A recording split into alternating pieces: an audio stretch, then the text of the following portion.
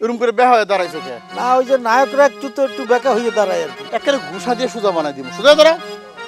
School পর্যন্ত পড়াশোনা করছো, আবার কও। এসএসসি 3 ফির দিছি কিন্তু হয়ে ওঠে নাই।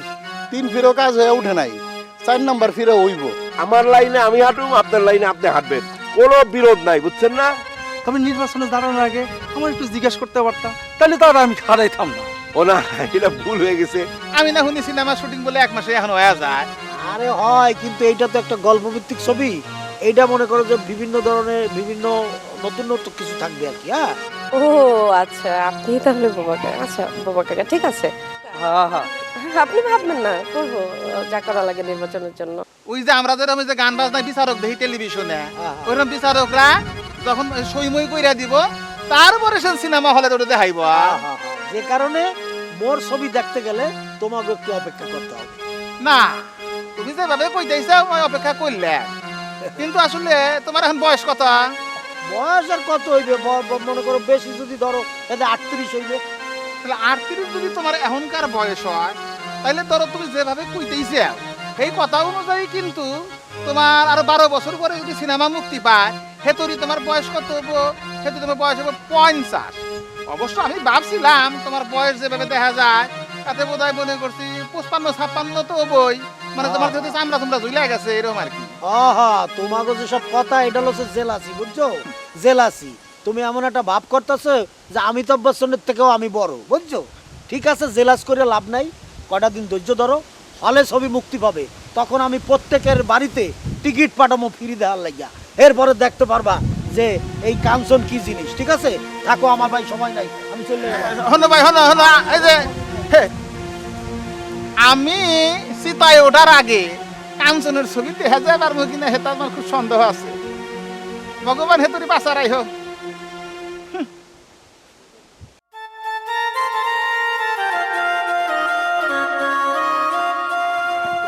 তুই বুঝো না আর কিনলে নিতেছিস, আর কি বুদ্ধি কম তোর তাই? না, তোমার তো অনেক বুদ্ধি, তোমার বুদ্ধির তো কোনো শেষ নাই। এই বাড়িতে হে বাড়ি, হে বাড়িতে এই বাড়ি আন্নাই কিন্তু ভালো লাগে না, বুঝছো নি? আর ওই বাড়ি যাওয়ার লিগে একেবারে মন টানতেছে না, তাই যাইতাম না। বউ, এই বাড়িতে সেই বাড়ি, সেই বাড়িতে এই বাড়ি, কি আনলাই করি, আর তোর লাই করি, তোর বাচ্চার লাই করি, তোমার ভবিষ্যতের লাই করি। তুই জানো নি ওই বেডির ব্যবহার খারাপ হইলো, মনটা কিন্তু বালা। আমি তো হইলা কইছি যে বেডি এটা বেশি একটা বালা ন। ওমা অন্ত, ওমা গো মন তো বালা, আরে ভালোবাসা হালাইছে। আরে কইছি কি, এই তুই থাক এই গ্রামে, তোরা হাসখারা জমির মধ্যে বিল্ডিং উঠাই দিমু, তুই হোলারে লই চলি আইবা। হ, তুই তোমার বিল্ডিং না ঘরে থাকো। আর বাচ্চা কোন জানে করে এসে কি খায় না খায় তার কোনো খবর নাই, এই খেলা আসেনি। আর মানুষ কইছে তোমার 5 কাঠা জমি দিত, তারপরে বিল্ডিং উঠে দিত না। বউ, বাচ্চার কথাটা কইলে তো আরো কইলে এখন কাঁপি উঠে।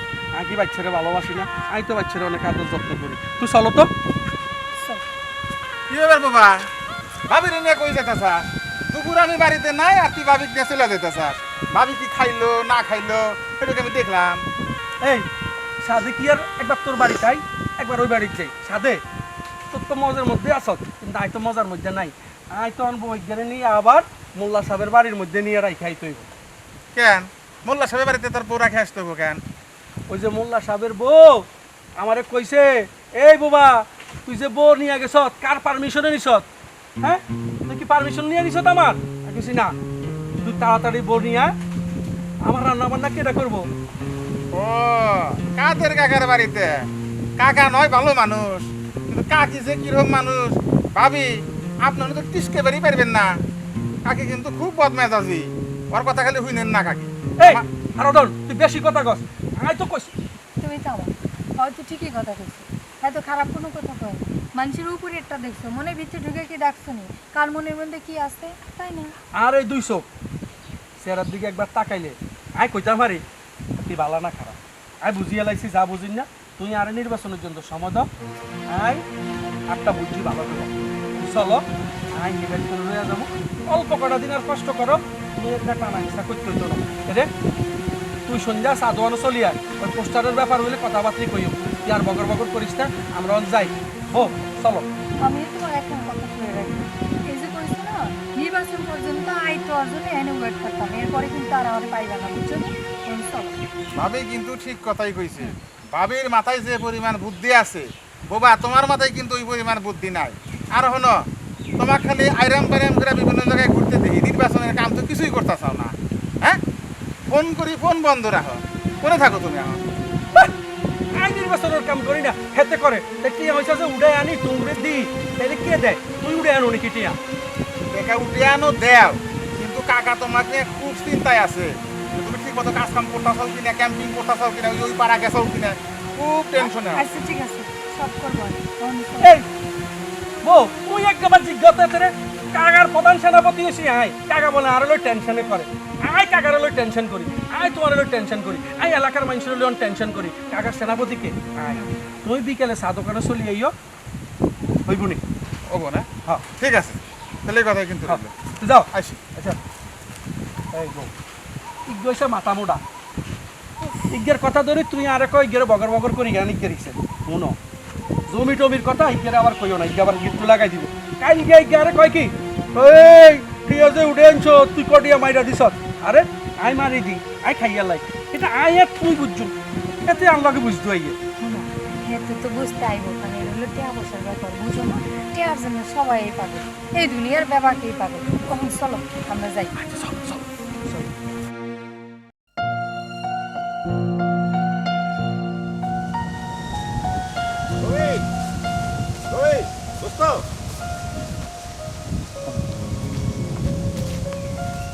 দোস্ত ওই দিন তো কথায় কথায় কিছু কইতে পারলাম না, মানে একটা দুঃসংবাদ শুনলাম তোমার পায়ের অবস্থা নাকি খারাপ, এর জন্য তুমি দেশে ফিরে আসছো।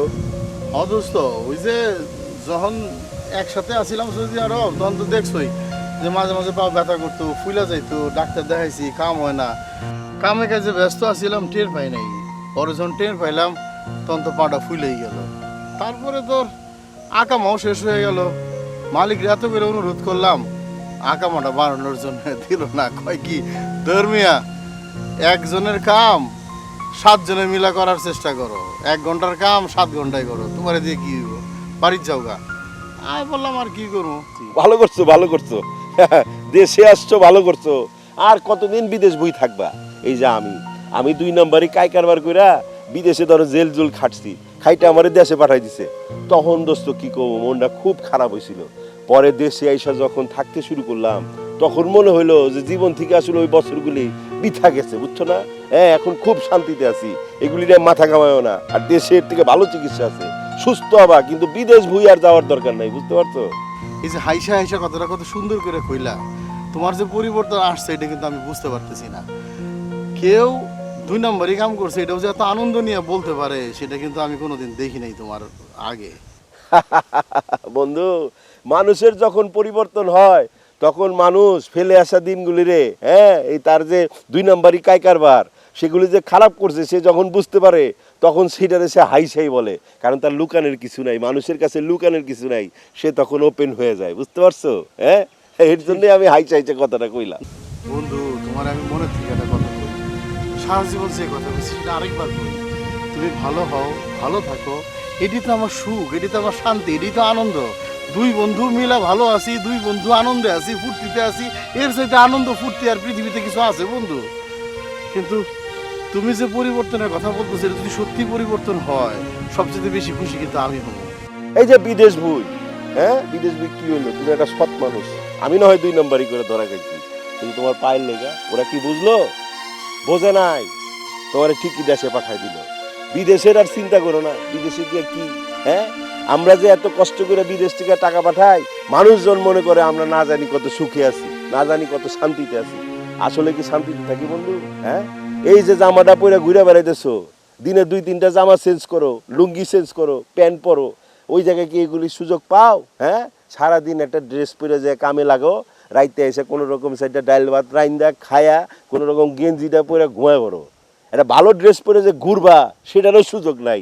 হ্যাঁ বিদেশ বই থেকে কোনো কাম নাই বন্ধু, দেশে আসছো, আসো সবাই মিলাছিলা ভালো কাজ করি। তারপরও দোস্ত দেখো এত পরিশ্রম করে টাকা পাঠিয়েছি, তোমার ভাবির পেছনে খরচ করছি, আনন্দ করছি, ফুর্তি করছি, তার চেয়ে তো বেশি ফুর্তি করছে তোমার ভাবি। স্বপ্ন আছিল সুন্দর সংসার হবে, বুড়া বয়সে একসাথে 2 জনে মিলে থাকবো, কোলাবান হবো, হয় বিদেশ তাহলে দেশ, এটি তো জীবন। না না না তোমার আর ওরা কইতে হইব না, আমি শুনছি যে উনি চলে গেছে গা। শোনো বন্ধু, যে যাওয়ার সে চলে যাবেই, যে আসার সে আসবে, এটা নিয়ে মাথা কামাও না। আর একটা কথা কই বন্ধু, আসছো ইলেকশনের দামাডলে, আমি তোমারে কমু না যে বন্ধু হিসেবে ভোটটা দাও। তোমার যে বিচার বিবেচনা সেইটা দেখে যদি কাদের কাকারে ভোট দিতে ইচ্ছা করে দিবা, আমারে দিতে ইচ্ছা করলে দিবা।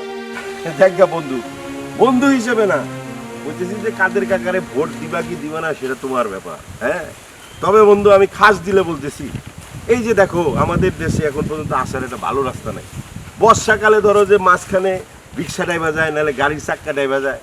হ্যাঁ, মানুষ কত কষ্ট করে আসে। এই যে ধরো যে আমি এবার চিন্তা করছি যে প্রতিটা সেক্টরে, যেমন ধরো জেরেপাড়া, তারপরে কুমারপাড়া, তাঁতিপাড়া, এগুলো সবগুলির আমি আলাদা আলাদাভাবে ঋণ দেওয়ার ব্যবস্থা করি। যে কথাগুলি কইতেছো বন্ধু, এতগুলি লাগবে না, যে কোনো একটা সর্বোচ্চ 2টা যদি তুমি করো, তাইলে মনে করো যে গ্রামের যে চেহারা পরিবর্তন হবো। একটা গ্রাম থেকে শত শত গ্রাম, শত শত গ্রাম থেকে জেলা, জেলা থেকে দেশ, পুরো দেশটা পরিবর্তন হবো। এটা যদি তোমার মনের কথা হয় এবং আমি যদি বুঝতে পারি তোমার কথাগুলি সত্যি, তাহলে কাদের মেয়েরে ভোট তো দূরের কথা, ধারে কাছেও যাবো না। আর তোমারে ভোট কেন, সমর্থন যদি চাও, পূর্ণ জীবন দিয়ে তোমার সমর্থন দিব। সমর্থন না খালি বন্ধু, তোমার সাথে থাকতে হবে। এই যে তোমার 2 ভাই, তারা কিন্তু আমার সমর্থন দিতে, বুঝছো? ঠিক আছে বন্ধু, বাদ দাও।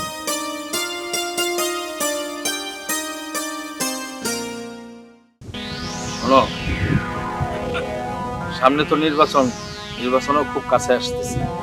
এখন ঘটনা লগিয়া আমার বউ শহর থেকে চলে আসছে, সবই জানো তোমরা। আমি বিভিন্ন চাপের মধ্যে আছি। আমার বউ নানান জনের কাছে নানান কথা শুনতেছে। অতএব আমি এখন নির্বাচন নিয়ে কাজ করবো না ঘর সামলাবো, সব মিলে আমি এখন একটা ঝামেলার মধ্যে আছি।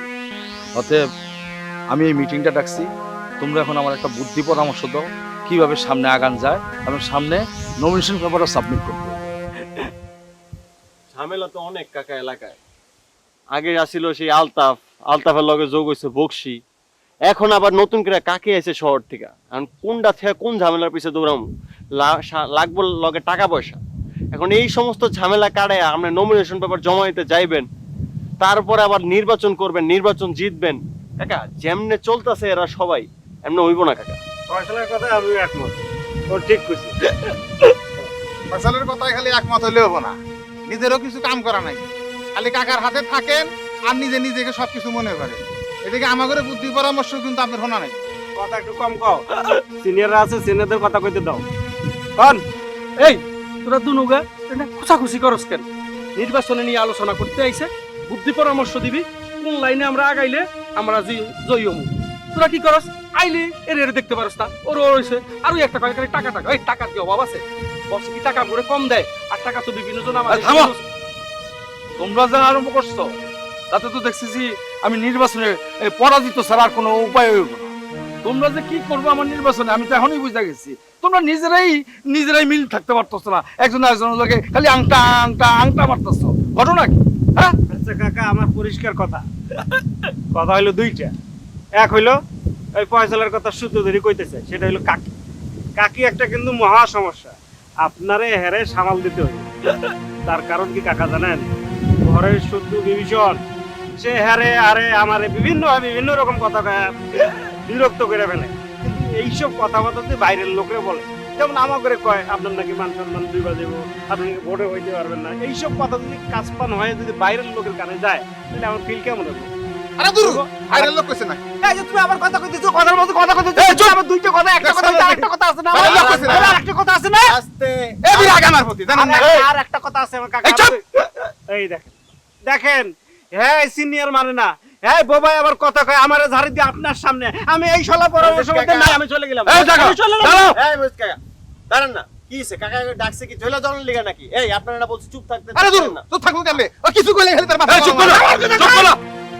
শোনো এভাবে নির্বাচন দিতে দেবা। শোনো, মোদির যে কথাটা বলছে এটা কিন্তু যৌক্তিক আছে, বুঝলা?